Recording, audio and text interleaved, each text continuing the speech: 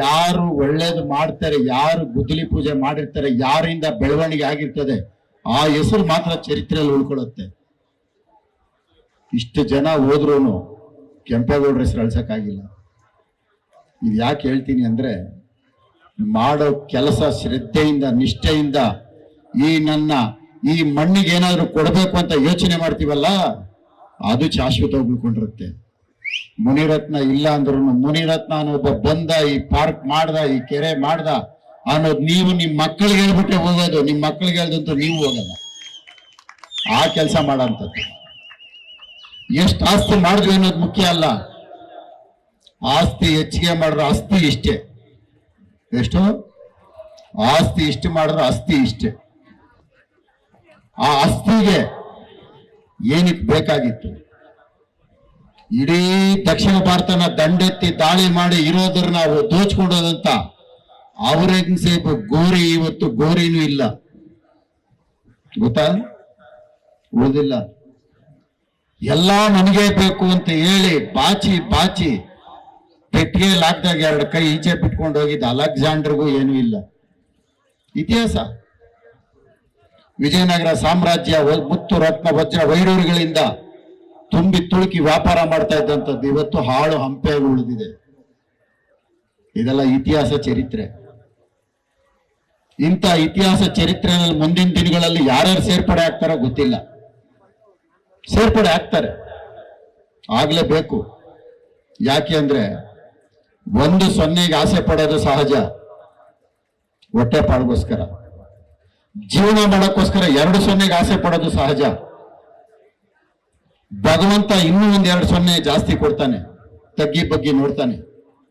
ಆ 0ಗೂ ಬಗ್ಗದೆ ಪಕ್ಕದಲ್ಲಿ 0ಗಳು ಹಾಕೊಂಡೇ ಹೋಗ್ತಾ ಇದ್ರೆ ಕೊನೆಗೊಂದು ದಿನ ಶಾಶ್ವತವಾಗಿರೋಂಥ ಒಂದು 0 ಕೊಡ್ತಾನೆ. 0 ಬೆಲೆ ಗೊತ್ತಾ? 1 ರೂಪಾಯಿ ಪಕ್ಕದಲ್ಲಿ 1 0 ಹಾಕಿದ್ರೆ 10 ರೂಪಾಯಿ. 10 ರೂಪಾಯಿ ಹೊಟ್ಟೆ ತುಂಬುತ್ತೆ. ಮಕ್ಕಳಿಗೆ ಜೀವನ ಮಾಡಕ್ಕೆ ಇನ್ನೊಂದು 0, 100 ರೂಪಾಯಿ. ವಿದ್ಯಾಭ್ಯಾಸಕ್ಕೆ ಇನ್ನೊಂದು 0, 1000 ರೂಪಾಯಿ. ಅದೇ ರೀತಿ ಜೀವನಕ್ಕೆ ಇನ್ನೊಂದು 2 0 ಎಕ್ಸ್ಟ್ರಾ. ಅಲ್ಲಿಗೆ ನಿಲ್ಸಿದ್ರೆ 0ಗಳನ್ನ ಜೀವನ ಏನಾಗಲ್ಲ. ಆದ್ರೆ ಅತಿ ಆಸೆ 0ಗಳಿಗೆ ಆಸೆ ಪಟ್ಟು ಚರಿತ್ರೆಯಲ್ಲಿ ಯಾರು ಉದ್ಧಾರ ಆಗಿಲ್ಲ, ಯಾರು ಉಳಿಲೂ ಇಲ್ಲ. ನಾನು ಯಾಕೆ ಈ ವೇದಿಕೆ ಮೇಲೆ ಹೇಳ್ತಾ ಇದ್ದೀನಿ ಅಂದ್ರೆ, ಒಳ್ಳೆ ಕೆಲಸ ಮಾಡ್ಕೊಂಡು ಹೋಗೋಣ. ಕೆಲ್ಸಗಳಿಗೆ ತೊಂದರೆ ಮಾಡಕ್ ಬೇಡ.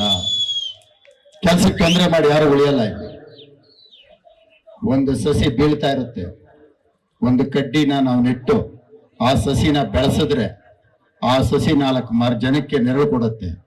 ಆ ಸಸಿನ ಬೀಳಿಸಿದ್ರೆ ಏನು ಉಪಯೋಗ ಇಲ್ಲ. ಕೆಟ್ಟ ಮಕ್ಕಳು ಹುಡ್ತಾರೆ, ಕೆಟ್ಟ ತಂದೆ ಇರಲ್ಲ. ಕೆಟ್ಟ ತಂದೆನ ಕ್ಷಮಿಸೋದಕ್ಕೆ ದೇವ್ರ ಕೇಳು ಆಗಲ್ಲ. ಕೆಟ್ಟ ತಂದೆ ಇರಬಾರ್ದು. ಕೆಟ್ಟ ಮಕ್ಕಳು ಹುಡ್ತಾನೆ ಇರ್ತಾರೆ, ಅಪ್ಪನ ಹೆಸರು ಹಾಳು ಮಾಡೋರು ಇರ್ತಾರೆ. ಅದೇನು ಮಾಡಕ್ಕಲ್ಲ, ಅದನ್ನ ಯಾರು ತಿದ್ದೋಕ್ಕೂ ಆಗಲ್ಲ. ಆದ್ರೆ ಕೆಟ್ಟ ತಂದೆ ಮಾತ್ರ ಇರಬಾರ್ದು. ಆ ತಂದೆ ಸ್ಥಾನಕ್ಕೆ ಕೀರ್ತಿ ತರಂತ ಕೆಲಸ ಮಾಡ್ಬೇಕು. ನನ್ನ ಮಕ್ಕಳಿಗೆ ಈ ಬರ್ಕೊಡ್ಬೇಕು. ಆದ್ರೆ ಆ ಮಕ್ಕಳನ್ನ ಬೀದಿಗೆ ತಳ್ಳಿ ಲಾಭ ಪಡೆಯುವಂತ ಕೆಲಸ ಯಾರು ಮಾಡಬಾರ್ದು. ಭಗವಂತ ಮೆಚ್ಚಲ್ಲ. ಅದಾಗಬಾರ್ದು. ಯಾರಾಗ್ತಾರೆ ಎಂಎಲ್ಎ ಅಭ್ಯರ್ಥಿ 2028 ಶೀಘ್ರದಲ್ಲೇ.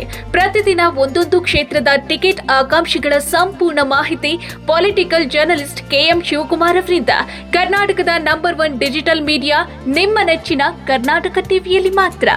ನೀವು ಸಣ್ಣ ಆಗ್ಬೇಕಲ್ವಾ? ಅದು ಒಂದು ಉತ್ತಮ ಆಹಾರದಿಂದ ಸಣ್ಣ ಆಗ್ಬೇಕಲ್ವಾ? ಪ್ರತಿದಿನ ನಮ್ಮ ಜೀನಿ ಸ್ಲಿಮ್ ನ ಯೂಸ್ ಮಾಡಿ ಯಾವುದೇ ಸೈಡ್ ಎಫೆಕ್ಟ್ ಇಲ್ದಂಗೆ ನೀವು ಸಣ್ಣ ಆಗ್ತೀರಾ.